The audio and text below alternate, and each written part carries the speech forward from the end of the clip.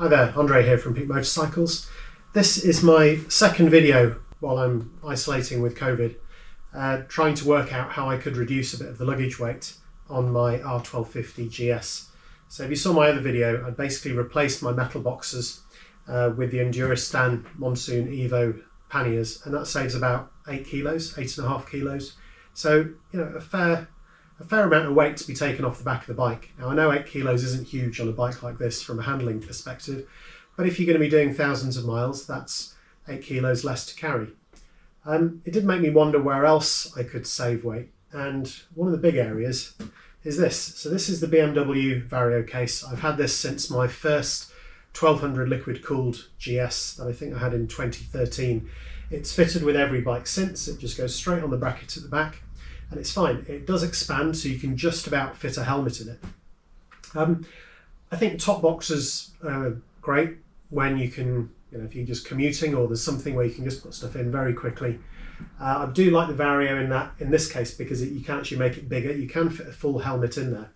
And it goes from about 25 to 35 litres.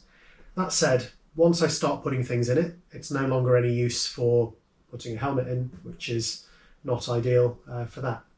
And it's heavy, and it's weight high up, and it's high up right at the back of the bike. I suppose if I've got a pillion and there's a backrest on it, then maybe that would be useful, but I generally don't ride with a pillion and haven't for a long time. So what's the alternative? So one thing I was thinking about was, again, recycling. So this is one of the Enduristan Tornado 2 dry bags, kind of like any other dry bag. I've done a video on these. I won't go into it in any more detail right now. So I thought what I could do is just basically take this, do a comparison, and maybe put this on the back instead. So this is 25 to 35 litres, so 25 when it's in this configuration, 35 when it's raised up in the higher position, and this is 32 all the time. Now you can probably get a little bit more in if you don't put as many folds in the top, but it's certainly comparable with this when it's fully expanded, and it's also kind of a slightly different shape. So it's a bit wider, it's a bit lower, it's not quite as deep, but I think because it doesn't have all the plastic that's in there, it doesn't have the mechanism to enlarge it, you get away with it being quite a lot smaller. So in this video, what I'm going to do is I'm just going to do a very quick comparison between this and that, and yeah, it's going to be a weight thing because that's really what I'm trying to save. What I'll also show you is that the plate on the back of the GS as standard isn't great for securing anything other than this top box. There isn't really anywhere obvious to put any webbing or straps. I mean, I have found ways to fit around it, but it's a compromise rather than something that's ideal. If I'm going to put something like this on long term, I actually want to have the straps a decent width apart, properly secured, just so it's not going to fall off unexpectedly. So to do that, I have a mounting plate, which I'll also show you, and yeah, that's it for an intro. These seem to be getting longer. I need to work on cutting them down. What I'd just like to show you with this is just exactly how this removes. Well, in fact, how it gets bigger. So it's pretty easy to open. It's got a big lever inside, which, okay, you can't see on here, but you move that over and the whole box comes up by that distance, and that makes it the 35 litres, so you can put a helmet in. To release it, there's this catch here. Little red lever comes out. You lift it up and kind of away you go, but it is really heavy. I mean, like proper heavy. Now, this here is what I really wanted to show you. So this is the standard back end on the BMW R1250GS. So what you don't really have is anywhere nice to put straps around. I mean, you could, I suppose, put one round the front there. It's going to be rubbing on the plastic here and there. You could put it around the grab rails either side. That kind of works. But then at the back, there isn't really anywhere. I mean, what I have found in the past is I take out my disc lock bag, and you can wrap a strap round through that middle hole and have it come up here, but then you've kind of got them both coming out in the same point here. You can run them over these side bits and hope they don't move, but it's not great. And if you've got a bag that sort of size to put on there, to have all that just really coming up through the middle or very close to the middle really is not ideal. So what I'm planning to use instead is a mounting plate, and here it is. So it's nothing particularly fancy. It's literally just a piece of aluminium. I'm guessing that's maybe 3mm, 4mm thick, and it's got some standoffs, and it basically just sits over the top there. But it does mean you have these reasonable places to put straps around, both front and back. And I think it's just a wider platform. It's just a better place to put a bag. So this is actually made by a company called Zieger, I think. They're German, and they have a top case which somehow fits into these into these holes, but all I'm going to use it for is just as a flat plate to mount my luggage. Right, I'll go and weigh these bits just so I'm actually doing a fair comparison. There's no point comparing a heavy top box with just that bag when I'm going to have to add this to it as well. So here we have the BMW Vario case. Before I do anything, I'm just going to weigh it and see how much this weighs on its own. And that weighs 6.7 kilos, which I think is a lot of weight to have high up at the back of your bike. What I'm looking to replace it with is this Enduristan bag. Now this has currently just got bubble wrap in it. It just helps keep the shape when I'm showing it on the video, but rather than take it out, you know, I'll give the top box a fighting chance. And even with bubble wrap, that's 1.4 kilos. Plus I have to add the weight of the frame. And the weight of the frame, 630 grams. So these two together is more or less 2 kilos.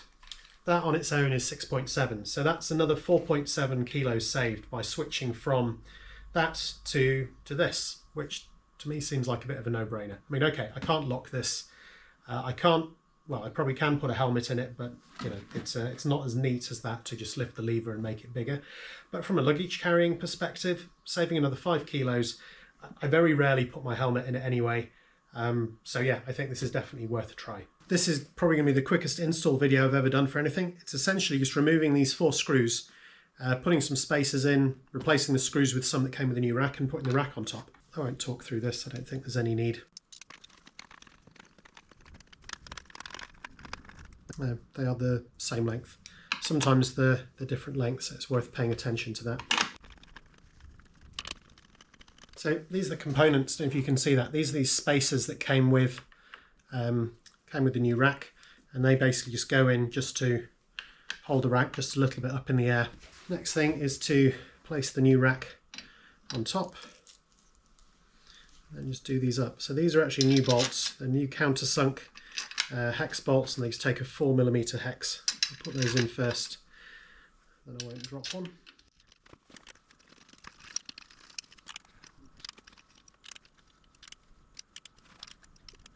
And there we go, that is it, simple as that. That's now on, so the next thing to do is to work out where to put the straps. So my Enduristan bag is going to go on there, and I guess the wider apart they are, maybe the better. I did think about using these two here, but then there's always a risk it can move to the middle.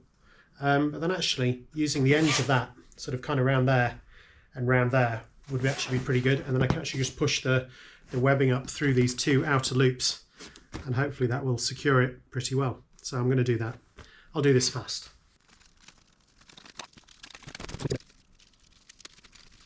I think that's okay for that one because it's quite wide. Maybe that one, there is a risk it'll just slide forwards. So actually, I'll go back on what I just said, and I will use those end slots. I think because that one is further out, it will actually always pull it to the outer edge of that. And there we go. That is pretty much it for the straps. Drop those down. Like there. Everyone knows how to strap a bag onto something, right? So the only difference on here is those can go up through those loops. It just stops the bag from moving from side to side. Just remember, I've just got bubble wrap in this, so it will compress down quite a lot. And there we have it, job done. That's my video on how to save a little bit more luggage weight on an R1250GS. I'm pretty sure that would be the same for 1200GS because it's the same top box I've used for the last 9 years. So yeah, it was the addition of this bag with a metal mounting plate, and taking everything into consideration, it's actually about 5 kilos lighter for pretty much the same amount of luggage space. So 5 kilos from that, about 7.5 kilos from the panniers. So between the two of these, I've actually taken 12.5 kilos of weight off the back of my bike. And to be honest, that's about how much luggage I take. So for those of you who've been touring where you've had your panniers full of, or your luggage full, and you get that one day off where you can go and have a play without luggage and the bike feels so different, that's kind of the sort of weight that we're talking about. So 12.5 kilos is a significant amount of weight. I am of course going to add my stuff to this, so I'm going to have my things in the bag, so it's not quite as simple as just 12.5 kilos saved there and then, but I'm going to be taking about the same amount of stuff. So I think to all intents and purposes it is certainly a big weight saving for the bike. Now it's a big bike and it can certainly pull the weight, so it's probably not necessary, strictly speaking. But I had the stuff, and I'm kind of curious to see how this works. Is the saving of 12.5 kilos worth the loss of convenience of just putting a key in the lock and opening it? Anyway, I hope this has been interesting and useful. If it has, maybe I'll see you next time, and thank you for watching.